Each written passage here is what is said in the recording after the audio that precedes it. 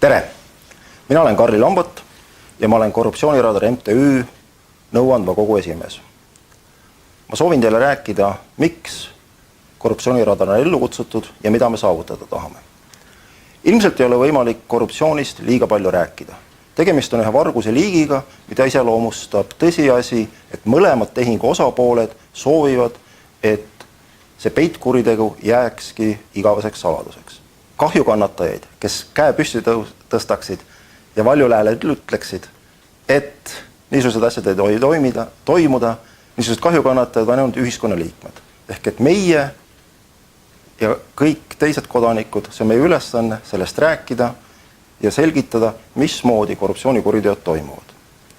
Nagu öeldud, panevad need tegusid toime keskmisest intelligentsemad inimesed ja nad on vägagi arenemisvõimelised.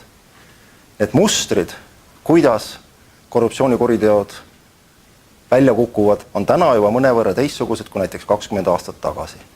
See nõuab väga paljude ühiskondlikult aktiivsete kodanike jõupingutusi, et need kirjeldada, neid mustreid välja tuua.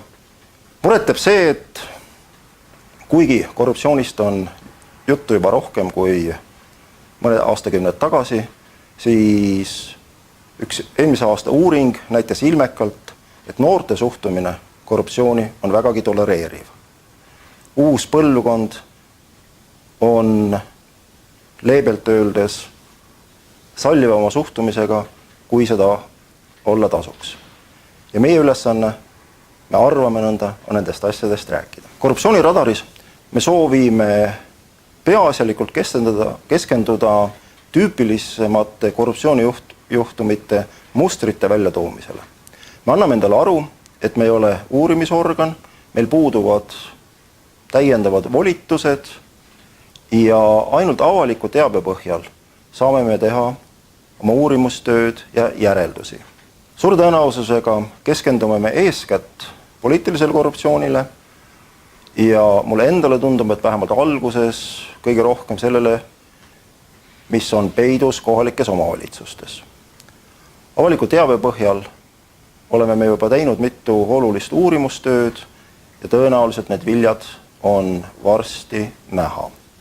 Oleme püüdnud, et korruptsiooniradar oleks poliitiliselt neutraalne ja kõikide erakondade suhtes ja teiste poliitiliste jõudude suhtes võrdselt kriitiline. Kas see meil õnnestub, seda näitab aeg. Korruptsioon lõhub ühiskonnas usaldust. Ilma piisava usalduseta ei saa ühiskond toimida ja niisugune ühiskond ei ole konkurentsivõimeline.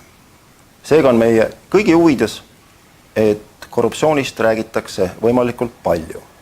Kui need organisatsioone, mis on endale selle südameasjaks võtnud, on erinevaid, siis ainult seda parem. Korruptsiooniradar MTÜ on üks teiste seas ja vaatame, kuidas meil läheb. Loodame, et meie tahe ja julge peale hakkamine kannab häid vilju ja me oleme teie ees siin ka 5 ja 10 aasta pärast.